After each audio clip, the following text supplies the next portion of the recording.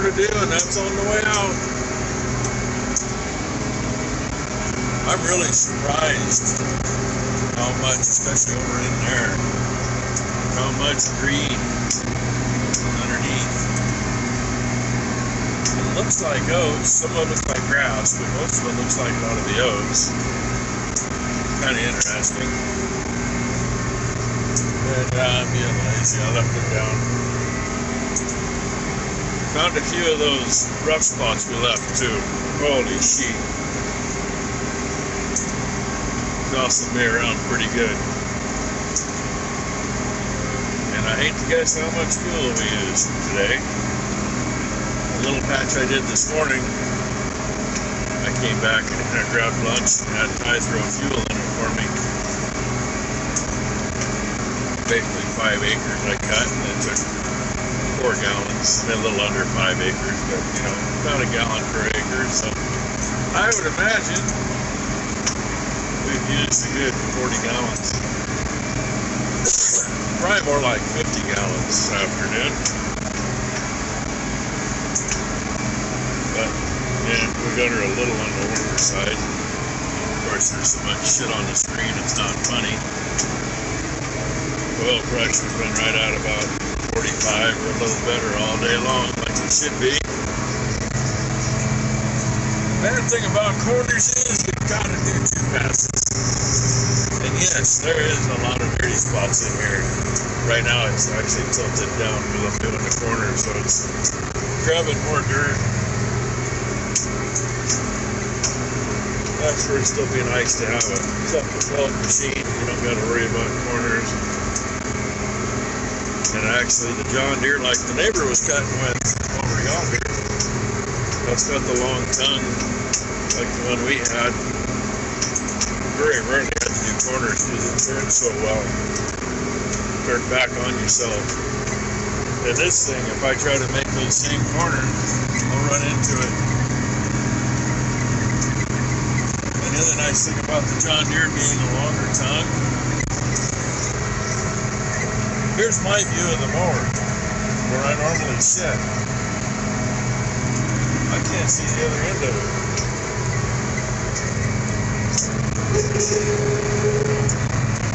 And looky there. Alright, perfect. The wind's blowing, knocking a bunch of that off. I still got to get off, probably clean some, but not too awful much. Quieter. Been watching them Thunder Boomers. That's up. So those are over eastern Washington, more or less. That one over there is still over Washington. And I can't see the others that way now. I saw 2 coyotes.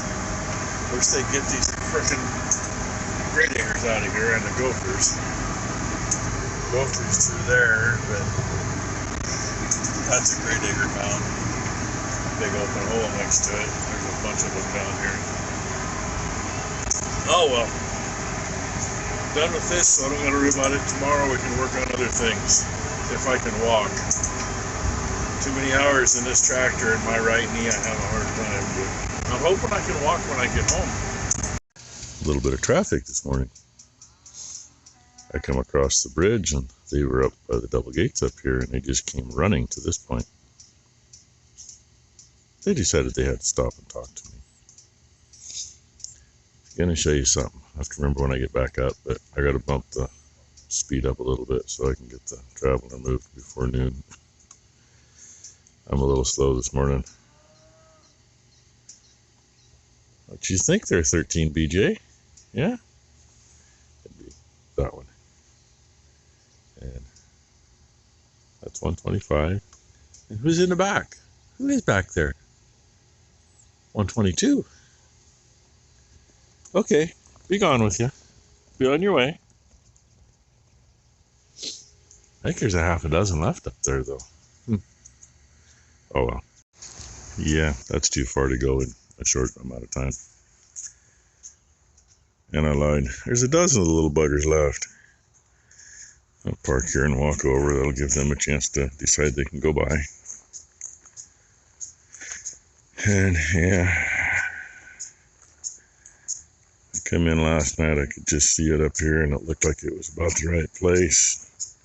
I did bump it a little slower than it was yesterday, and means I'm a little later this morning. That's already 24 hours.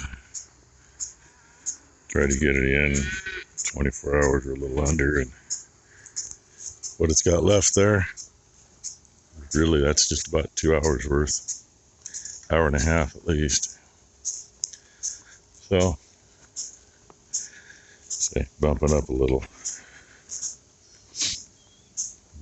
Figure out how this is going to work out today, because we need to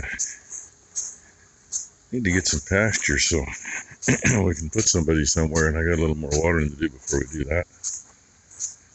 I think the little traveler is going to come up and do the little 3-corner piece, and see, this one's going to be on the last sitting in this field. Bam's group is still in the other field, but I want to get over there done first before they go over there. Yeah, I just got to figure it out. So this may end up, down in the bottom tomorrow, and haven't heard anything from PG's forester after calling him Monday. Of course, Monday was a holiday, and I haven't had a chance to try to call him back. It's a nice little frickin' mole to come up right here. Yeah, we'll go about that for. That'll get her in about the right time. Told you I wanted to show you something. I get back up, and yeah, by the way, it's shut off. Gate handle where I walked in shuts it off. Knives on that mower. If I remember right, we cut the last 20 acres anyway, may have been more than that last year, on that set of knives. And you could just tell that they'd been used when we were done. And part of that was that new piece where we busted the rake and busted the baler. You know, it was rougher than shit. Lots of frickin' dirt, lots of gopher holes over there. So, you know, it was in some tough cutting. Some good hard stuff on the knives anyway. We cut here this year. So there's pushing 30 acres right here. That's 5 acres, which you used to be able to see it from here. Everybody planted trees. And another 40, 42 acres, something like that. So there's a good 75 acres we've cut this year. It's got, if it ain't 100 acres on it, on that one side of the knives, it's damn close to it. And even with the John Deeres, with the factory knives and the factory New Holland knives, 50, 60 acres is all we'd get on one side. I think the most we ever got on both sides of a set of knives was maybe 150 acres. Maybe. So, I'll go show you that right now. Yeah, a little dust. I just opened it up. It's not as dirty as I expected it to be under here, being in all the gopher and great acre mound. Inside of that's pretty well filled up with dirt. Just about to have to chip that out. But here's what I'm talking about.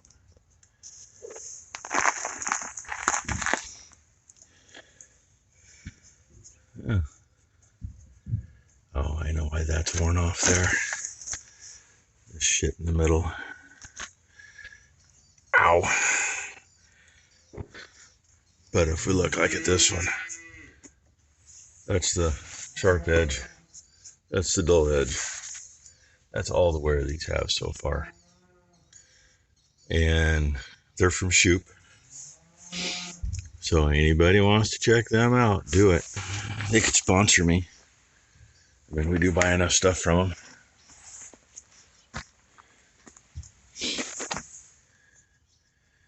Now, that end one usually gets the least because that's your wild end. But the rest of these, and we'll run these. Yeah, my fingernails in the middle of the knife, you don't want to go that far. You want to go about here. Then when you flip them over, it's got something behind it and it'll last longer. Makes a difference. Well, with factory knives, makes a difference of about 20 acres if you flip them soon enough instead of too late. Because once they come to a point, they don't cut anything. Oh, anyway. And I got something else I need to show you too. Well, this isn't what I was going to show you, but Ty texted me yesterday, said that 617 lost a tooth in the feeder. There's a tooth out of a, what is she? 6 number. This is 3, so make sure, what? 4? Or 5? I don't know.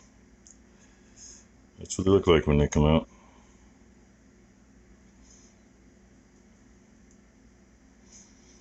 Figured I'd show you. And yeah, I got big hands, so that's a big thumb it's next to. That's a good inch by inch that way. About 3/4 of an inch that way. Well, you've seen one tooth, but this is what I was going to show you. I finally made it to it. maximusH was kind enough to say that they found a bunch of those in the shed, and that they got no use for them anymore.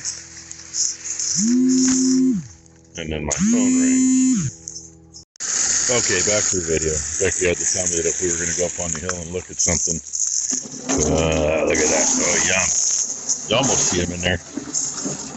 We're just going to get them cleaned up so they aren't dirty. They'll soak for a bit. There's the one right next to it, or the anyway, oh, now she's talking about a tooth. Sorry. Oh, we discussed this morning too. I lied earlier. It was at least 30 acres that we cut last year. So we're 105 acres at least on just the one side of these. And we didn't used to get but 150 acres with factory ones. It's hitting on this stuff. Yeah, I know. That's why. This tooth is busted and this one is too. It ain't busted, it's wore off from hitting.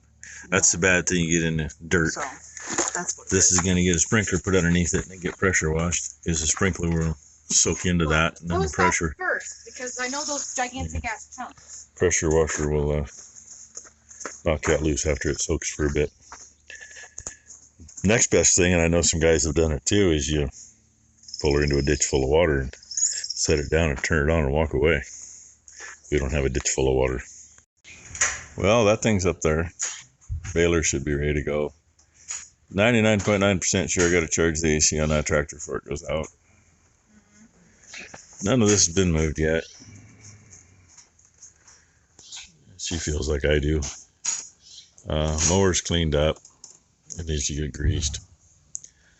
And Blakely was out here for a little bit. But her mother took her home. You know, kids show up, eat lunch, and then take their kid with them. Except for me. Yeah, this one's still here.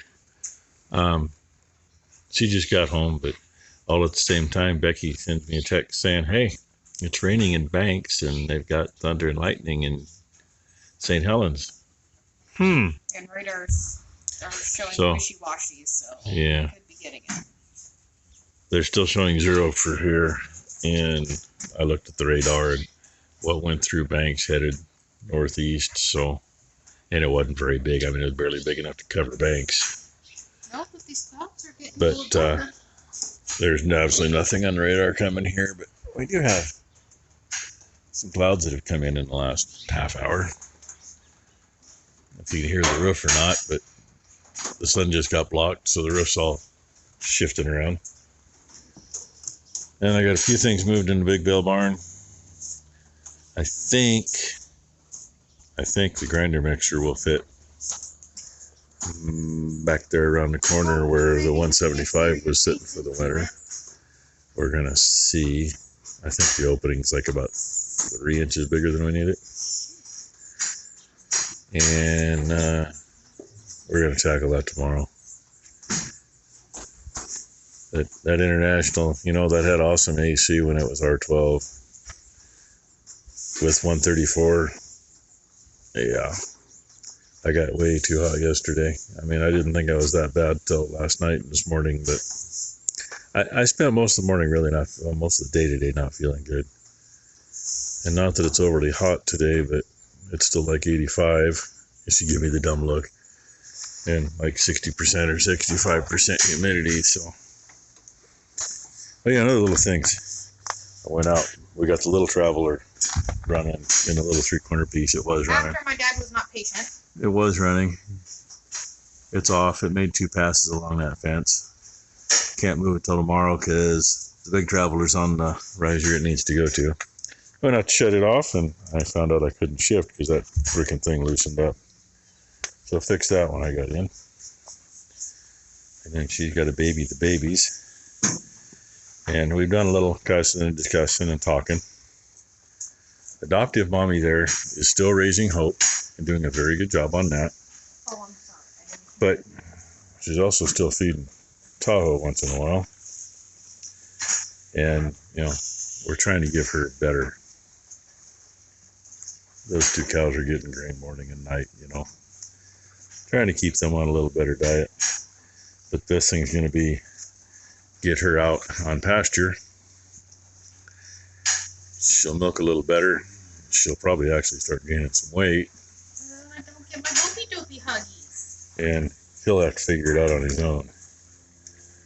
So that's the plan for in the morning. Since I think we're going to have to wait for that Traveler to come in, and we can't move it right away anyway because I want to pasture harrow that other hayfield before we water it, and that's the next move. So Hope is going to be a very upset little girl tomorrow probably. Or she might be happier than hell. I'm going to have the postpartum blues over here. We're figuring adoptive mommy there has been good enough. Hasn't had any issues for a while, so hopefully she's passed everything. I mean, if she's either going to breed or she's not. That's what it comes down to. Things are working or they're not. And she breeds. We know what kind of mother she is. Just imagine if she was being a mother to her own calf. So that's the plan. That and finish moving stuff. So with that,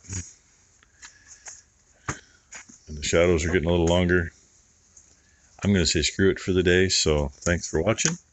Hope you all had a good Friday. Hope everybody has a great weekend. She can't figure out what day of the week it is. She's got to look. I thought it was Thursday. I do that too. Timex tells me. You wrote it this right. I thought it was Thursday. Told you. She should know what day it is. She's got to go house sit. So house and doggy sit for a few days. The day of the week don't matter. I know the dates. That's all that matters. So anyway, get a good look at Hope while she's in here. You get to see her in the morning. Thanks for watching, everybody.